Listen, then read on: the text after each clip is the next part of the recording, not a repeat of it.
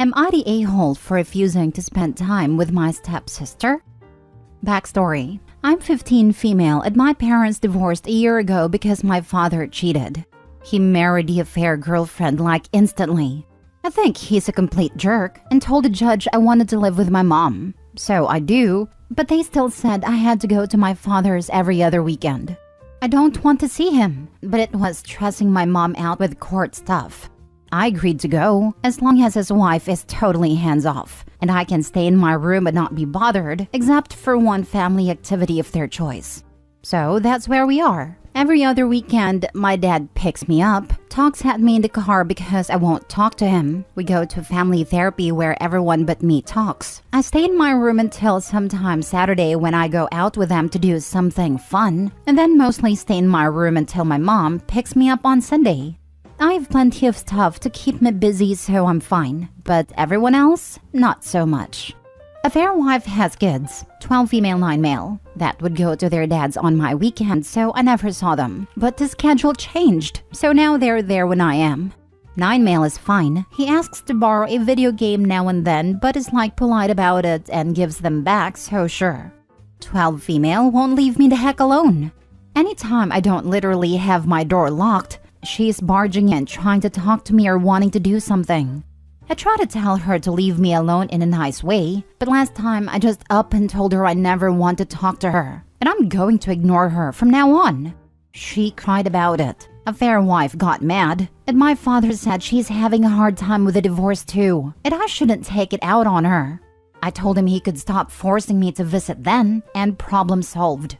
Everyone is mad. My mom says she gets it, but 12 female probably is just looking for someone not her parents to talk to. I just don't see why it has to be me. Now for the top comments.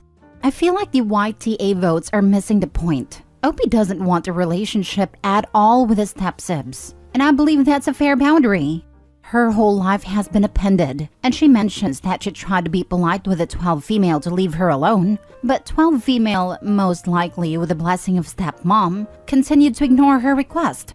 Also, there was no real timeline given by Opie, which makes me think this has all happened so fast that Opie hasn't been able to process it without adult interference. Opie stated that she would have preferred to stay with mom full-time, but is being forced to spend time with dad. The court system in OP's state really don't care about her mental health.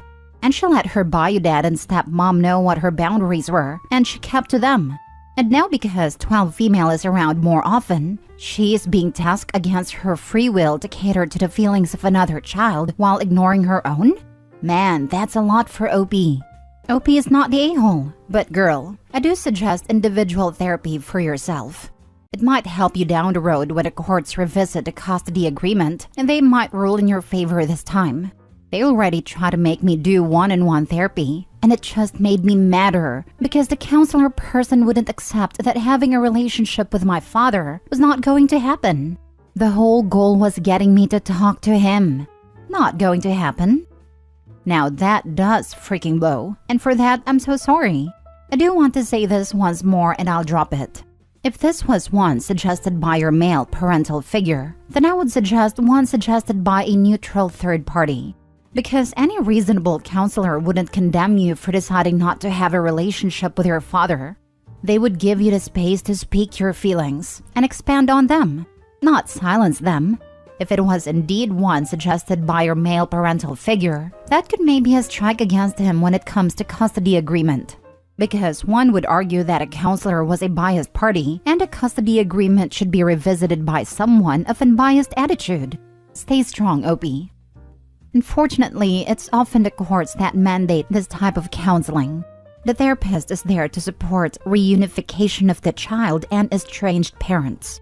I see the benefit of this in cases in which one parent turns the child against the other. However, when a parent has brought it on themselves, like leaving the family for a mistress, they should be forced to deal with the consequences, as in your child wants some distance. Not the a-hole. Your life has been uprooted without your consent. Of course you're angry and having a hard time adjusting. Just try to remember that a fair wife's kids didn't have a say in what happened either, just as you didn't have a say in this situation. Try to remember that they're probably also having a difficult time adjusting and can be your allies in tough times. I wonder if you'd be willing to try to carve out some hangout time with a 12-year-old so that she has a designated time to talk your ear off. You can be like, okay, but I need some quiet me time after this. So I'll do X with you if you agree to honor my alone time. Good luck, girl. I don't want to spend time with either of the kids. I'm okay with lending a game or two to 9 male because then he goes and does his own thing. 12 female is just annoying. It's bad enough that I have to be around her for family fun time. Anything beyond that, and I'm going back to refusing to visit, and the court people will just have to deal with it. Next story. Am I the a-hole for correcting my stepdaughter's dad when he called me her nanny? I've been with my wife for 8 years now, and she has primary custody of her daughter Santana, 9. Santana sees her dad Mark every other weekend and some holidays. As I have been one of Santana's primary caretakers for the past 7 years, since I moved in with her mom, I've taken care of her more than Mark has, and we are quite close.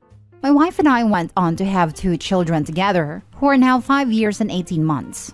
I've been a stay-at-home dad since the 5-year-old was born, and as a result, I'm the one making lunches, driving kids to activities, etc. That includes Santana.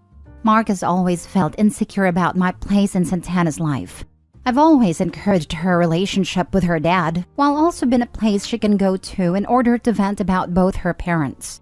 I've never asked her to call me dad, but I've made it clear I love her the same as her siblings, and she's also said she loves me and considers me her second dad. Mark mocks me for my stay-at-home dad role. My wife always shuts him down, and I just ignore him. He has in the past jokingly called me Santana's nanny, and I just roll my eyes and say, whatever you think, Mark. I really don't see him much, as my wife will take Santana to her dad's and pick her up. However, yesterday, my wife was sick and asked me to pick up Santana. She really couldn't get out of bed, and I knew Mark wasn't going to drive out to us as he's refused in the past. So, I went over to his place to pick her up. He was throwing a barbecue and had some family there. I had never met any of them. Santana ran into my arms, excited to see me and shouting my name. A few people looked at Mark curiously, and he laughed and said, "That's Santana's nanny." I shook my head and said, "I'm her stepfather, Greg. Nice to meet you all." Mark turned red and barely said goodbye to Santana. I didn't think much of it, outside Mark just being Mark. However, Mark texted my wife later saying I humiliated him, and given I'd likely never see those people again, I shouldn't have said anything. My wife told him he's overreacting, and he then texted me saying I had no right to correct him in his own home. He asked what was the big deal in his family, thinking I'm her nanny. Am I the a-hole? Not the a-hole, but man, Mark must be feeling really insecure about himself, that's for sure. You're doing great, Greg. Santana is lucky to have you. Can you imagine having so little self-esteem that you choose to insult someone who loves your child? Especially when the alternative is, checks notes, also loving your child. What? No, not the a-hole. And you certainly didn't humiliate anyone. He asked what was the big deal in his family thinking I'm her nanny. Did you respond because it's not the truth? I get the feeling that there's a narrative that Bio Dad has been telling his family about his ex. And Opie just destroyed it by introducing himself properly. I think it's 3 things. 1, it makes my wife look bad that she couldn't be bothered to get out of bed to go get her daughter. 2, makes him look good as he'd never hire a nanny. 3, puts me in my place, so to speak. You forgot about 4, tells families paying child support to fund your salary. That would require him paying it, but I'm sure he lies to them and says he does. Next story. Am I the a-hole for making my daughter leave because my husband is attracted to her? I, 55 female, have been married to my husband and my daughter's stepdad, 63 male, for 4 years. My 23-year-old daughter and I have a complicated relationship. She has been diagnosed with dissociative identity disorder. She has a lot of trauma from watching me and my husband's horrible marriage go down and was bullied in school. When she told me she was being bullied by peers, my view that all children are innocent really tied my hands, because I told her that if I said anything to them, I would be an adult harassing a child. She has blamed me for that ever since, and keeps referring to this one time where the kids at school called her trash due to the fact that she wasn't taking care of her hygiene due to depression. Part, not all, of my response was telling her to take a shower, and I bought her new clothes. The bullying finally ended with an expulsion and a suspension for the ringleaders. She still throws the fact that a school clinic volunteer told her that if she was their kid, she'd have permission to punch back if administrators didn't do anything. I thought that having her live with me while she finishes school and gets a job would help heal some childhood wounds if my second husband and I modeled a healthy relationship. However, my daughter now doesn't get along with my husband.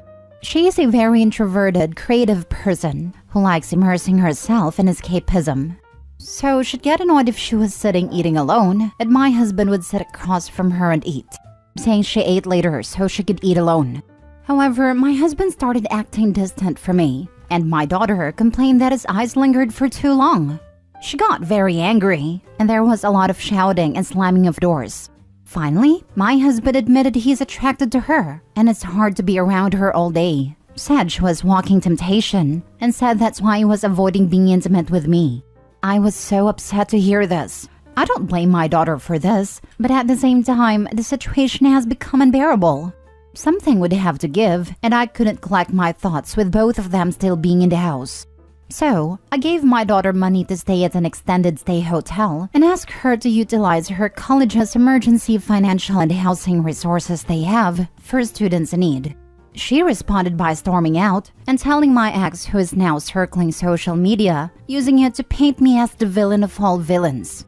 I'm not abandoning my daughter. She qualifies for those resources anyway since my ex is unemployed and we are in substantial debt. I just need time to process the situation and don't want to leave my house to stay with my daughter when I have a marriage to figure out whether or not to save. Am I the a-hole? Now for the top comments. You're the a-hole. I am very sorry that your daughter does not have a competent, caring mother. I cannot agree more. OP is disgusting. As a mother of a teenage daughter, this is one of the most horrific things I've ever read. OP, you are a horrible mother. Save your marriage? This man has admitted to wanting to sleep with your child. This man, who is a fatherly role, wants to sleep with your baby girl. I don't care if she is 23 or 43. She is your baby, and you chose him over her. Shame on you. I desperately hope this is fake. Please, please, please tell me this is made up. You let your daughter down in childhood by not protecting her, caring for her, nor being attentive. Now you are married to a pervert who is lusting after your much, much younger daughter, causing your home to become unsafe for your daughter. And what do? Throw her out and keep the pervert. Great going there, Mom. You're now 2 for 2. You could have yanked your daughter from school. You could have stormed the principal's office. You could have noticed and immediately gotten her mental health help. But nope, not you. You could have told your husband, ew, yuck, you are sick, and kicked him to the curb, and gathered your wounded bird to your bosom and vowed to protect her. But nope, not you. You're the a-hole for destroying your daughter's life with your piss-poor parenting and self-involved behavior. But she needs to save her marriage so she can show her daughter a healthy adult relationship. Last story. Am I the a-hole for excluding my sister-in-law and her family on a family vacation because her kid is awful? I, 34 female, have kids, 6 male, 3 female, and 3 male with my husband Luke, 32 male. Luke's family go on a big trip in the summer holidays with the kids in a big Airbnb. Usually it is our family, Luke's 3 brothers and their families, and not his sister Anna, 29 female. Anna never wanted to come before, as she was single, and she said there was too many kids for her to be around, 11 kids from the 4 families. And she wouldn't enjoy the activities set for the kids/couples. Anna has been dating Dave, 33 male, for the past year, and Dave has a son, Sam, 12 male. I have met Dave at family functions with Anna. At our last family dinner at my house, Sam threw a tantrum over not liking the food and tried pulling the tablecloth off the table, spilling food and pushing plates on the floor, and broke some of my tableware. Sam also kicked my older son and tried teaching some of the younger kids swear words. Anna and Dave apologized and were very embarrassed by Sam's behavior and helped clean up. However, neither of them tried disciplining Sam, who ran away with his phone given to him by his mom and watched videos while everyone else was cleaning up. I have met Sam 8 times and all of them have been negative experiences. Anna told me that Dave is scared of his ex-wife, so he won't override her parenting, and she doesn't believe in saying no to Sam. Every time Anna tries saying something to Sam, he just reminds her that she's not his real mom. This year, as a family, we had invited Anna and Dave to come along to the trip. However, after meeting Sam, we collectively decided to uninvite them if they brought Sam. This year, we are going to a large beach house for 2 weeks, and being there with Sam sounds like a nightmare, as neither Anna or Dave will stop him. Anna called me up and was upset, as she said Sam needed patience and time to adjust as he has been through a lot. Sam's mom is getting remarried and his dad has moved on, and excluding Sam from this trip was mean. And Anna asked me to tell Sam to his face next time we meet that he will not be coming on the trip. I tried explaining to her this was a group decision, and for the sake of everyone's well-being and experience on the trip, we had all said no to him. I offered to spend more time with Sam, Dave, and Anna separately outside the trip as a family, but she declined and will not speak to me. The rest of the family agree with me, but the trip is next week now, and I am not sure we are actually the right. Dave and Anna need to get a different Airbnb nearby, bring Sam over in small doses, and remove him instantly when he starts to misbehave. They also need to agree, in writing, that they will pay for any damages that Sam does to your rental when he is visiting. This is the only way that Sam can transition into being welcome with everyone else after he has transitioned to your family's rules. When he learns to behave, because otherwise he can't stay, and decides it's more fun to play with his cousins than creating chaos, then he can share your Airbnb. It will be a lot of work for Dave, but he created this problem. No vacation for him until he solves it. I had not thought of this compromise. They stay at a separate place. It's a good idea. Though I suppose they could say it will make it more expensive for them. They'll be paying for their own place instead of splitting the cost of the main house. Still, it would keep them included. Perhaps also, if they agree to that, a family meeting with the adults and Sam, and them explaining the rules to Sam before the trip.